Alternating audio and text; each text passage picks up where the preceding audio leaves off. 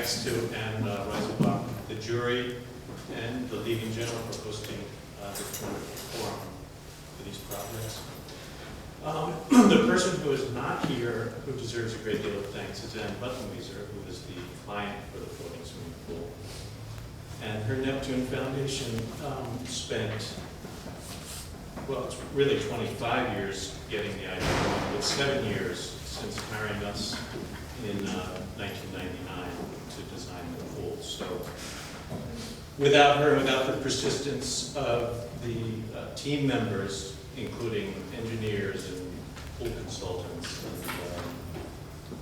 and all sorts of contractors and construction managers, this 7-year project would never have come to be.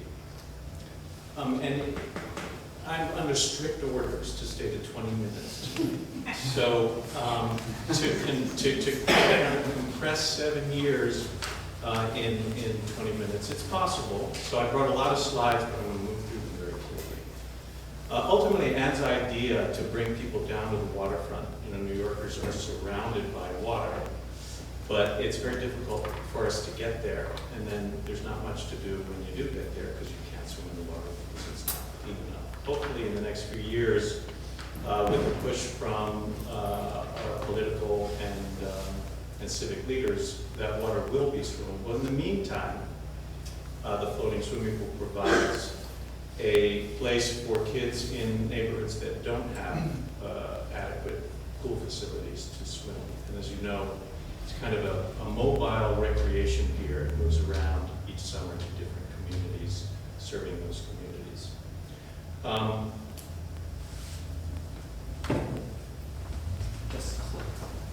There we go. Technical, I'm a Luddite, I'm sorry.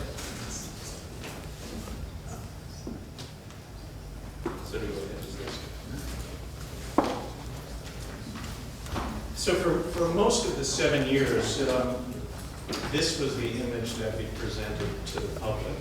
This was done by Carl Jensen, someone who's worked for the firm on and off, and essentially showing the view from one of the shading pavilions and with the background of a Williamsburg type industrial scene and landscape in the rear.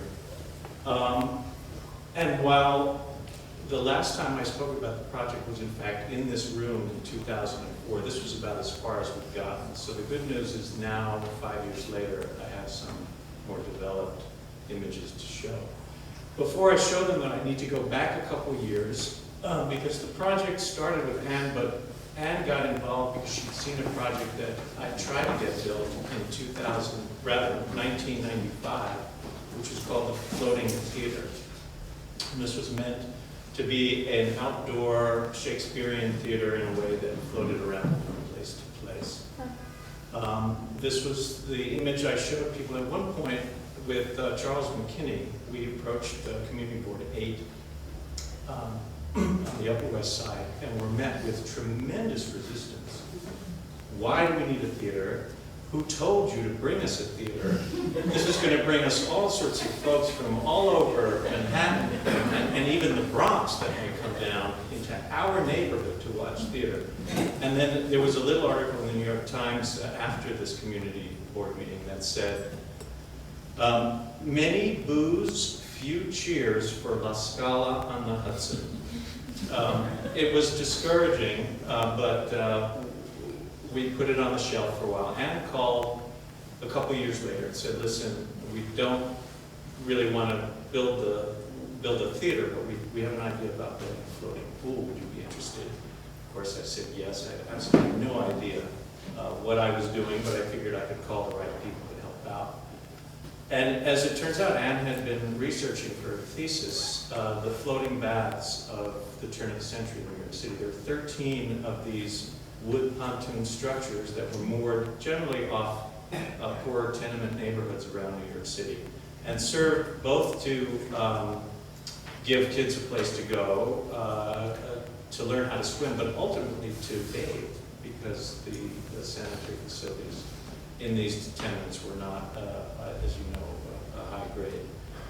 So from this idea, she commissioned our firm to do a floating bath, essentially, for the 21st century.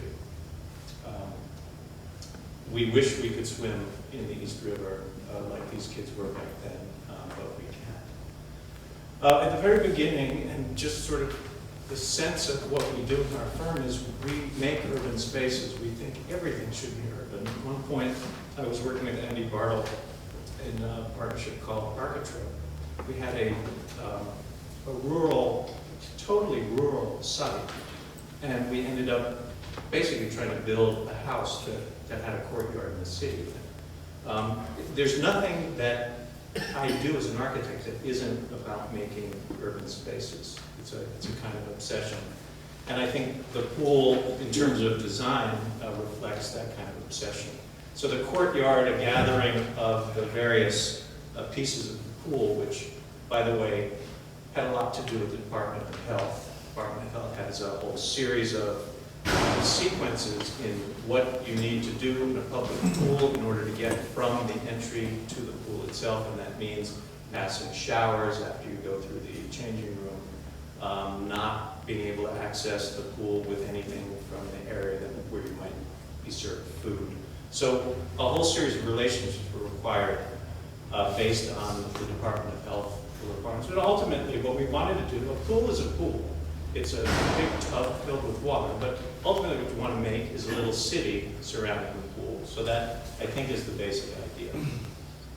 The section shows a higher canopy roof over a series of little pavilions, which I think you'll see in the development of the project and construction. The next few slides I'm going to show is basically the story of the pool, starting in 1999 up into 2007. It opened on the Brooklyn waterfront. And I think ultimately, in answer to the question of how do you design for the public, you design for the public with a great deal of patience, especially in New York City, tremendous amount of persistence, and I think each architect, and I think the other two architects speaking tonight, will attest to the fact that there's a certain masochism that's involved in the process. I mean, we must be nuts to try to do this as small firms in New York City when the first word out of anybody's mouth in New York when it comes to permits, permissions, community boards is no. No, absolutely not. We won't do it. We presented a community board in Brooklyn, and the first person to stand up after we made the presentation said, "Why are you using us as guinea pigs? You've never done this before." And we thought, you know, we're not asking people to go sort of get cleaned by some kind of chemical process. In any case, the model was made, essentially you see this series of little pavilions that were collected under the bigger, more civic roofs, shop inside. This is the C500. After working on the project for 3 or 4 years, designing back and forth, the price of steel had risen tremendously in 2004. So we went back to the drawing board and found an old barge and then retrofitted. This was the first slide showing the hole that we cut in the deck of the barge. And if you can see, the pointer should work. This guy over here is really the first sunbather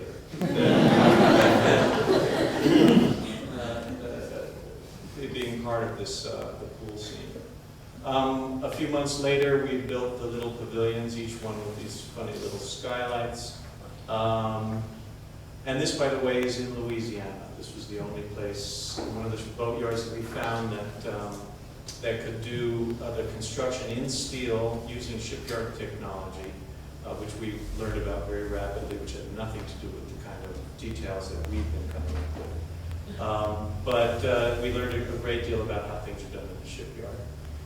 And this is Amelia, Louisiana, where the Bollinger Shipyard produced most of the steelwork in the project, and then we needed to bring it to New York. Before we brought it to New York, we did a little bit more work, made the little colored roofs, made the outline for the little spray pool.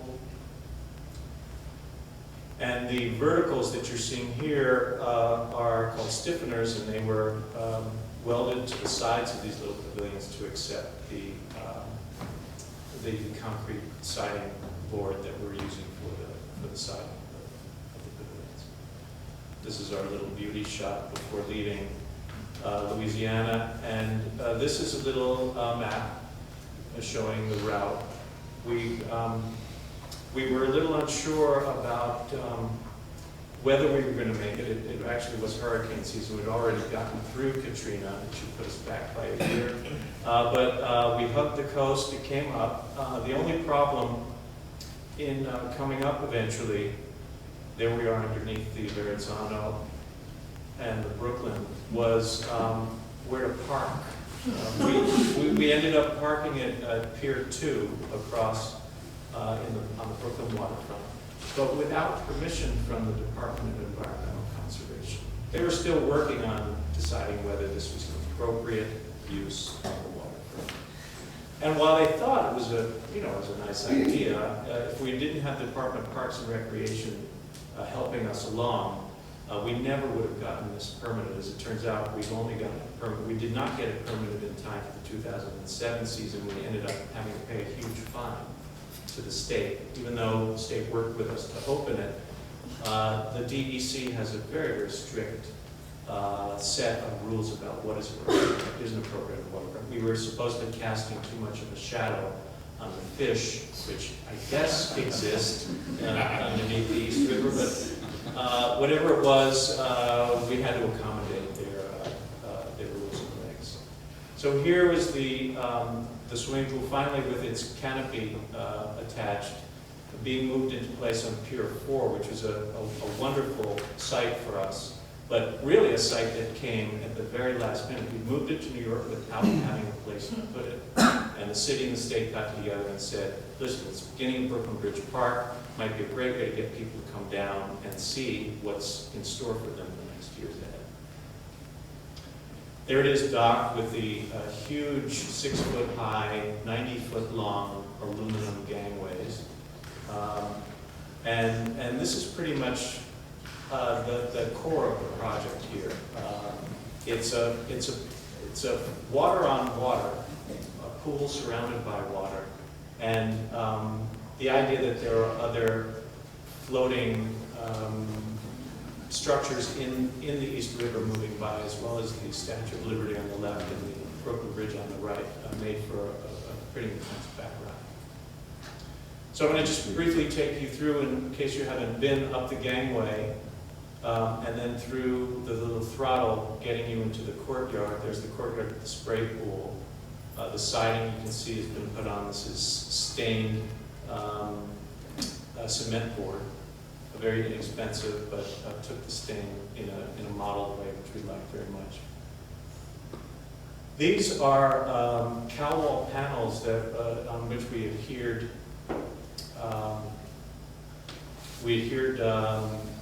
Film that had the story of the fish that once lived in the East River, and that we hope eventually will come back to thrive in the East River. And this was funded by the Kaplan Foundation. So there's a whole series of smaller fundraising entities that we used to pursue finishing the pool. This is sliding down the ramp to be greeted by a bikini-clad young lady at the end of the ramp. And finally to the pool deck itself with the great background of New York City. 2 shading pavilions in the back for folks who didn't want to get totally burned. And some details. The cement board was used, as was the concrete pavers. For lettering, we subtracted the lettering. We basically sandblasted the lettering out of everything, so that it's sort of the negative, and it's a consistent way that we labeled snack bars and 4 feet no diving around the pool. This is a bench that was, again, part of the fundraising aspect of Anne's 7-year toiling to pay for the pool. And there's a very nice dedication in it that says, "In memory of Lawrence Wine, who as a youth swam the waters of Brooklyn." And finally, we're hoping, by the way, this year at Hunts Point, when the pool returns, that there will be more evening swims, because I think the lighting makes this pool a completely different environment, completely different space. And it was pretty amazing. We had a couple parties with the salsa band and dancing and alcohol that wasn't supposed to be served, but sneaked in. This really becomes a wonderful amenity, urban amenity in the evening. So we're pushing the Parks Department this year in Hunts Point to have more evening activities. By the way, there is a rumor, and I'm allowed to say just this much, the rumor that there will be a second pool, or at least something that Adrian Benefield Parks is contemplating and hoping for at Brooklyn Bridge Park. So for all the folks in the audience who missed the pool at Brooklyn, eventually you may be getting one back. The final image I'm going to show, which I'm going to need some help on, is a tiny little animation which is meant to incorporate the dream that had been lost with the floating theater into perhaps the future of the pool. And this is a little 1-minute video that I think you'll enjoy, showing the transformation of the pool into a floating theater. Nick.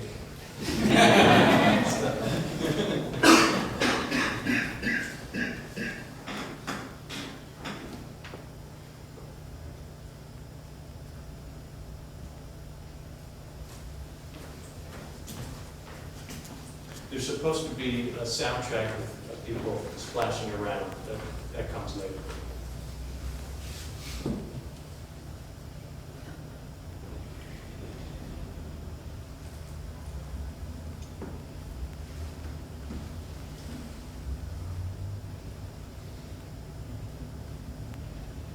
Now carefully watch. This is the magic of hydraulics. The theater rises.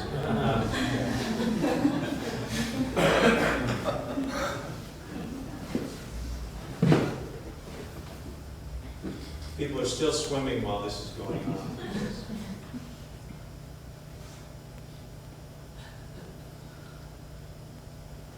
And then watch carefully, because then there's a more sleight of hand. As it's getting darker, people who've gone back to the changing room, they put on their tuxedos, and out of the back comes a screen.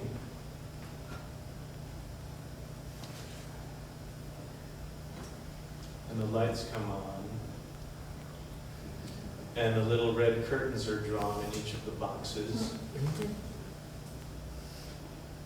And those lucky enough to have bribed the ushers get the nice boxes. And there they are.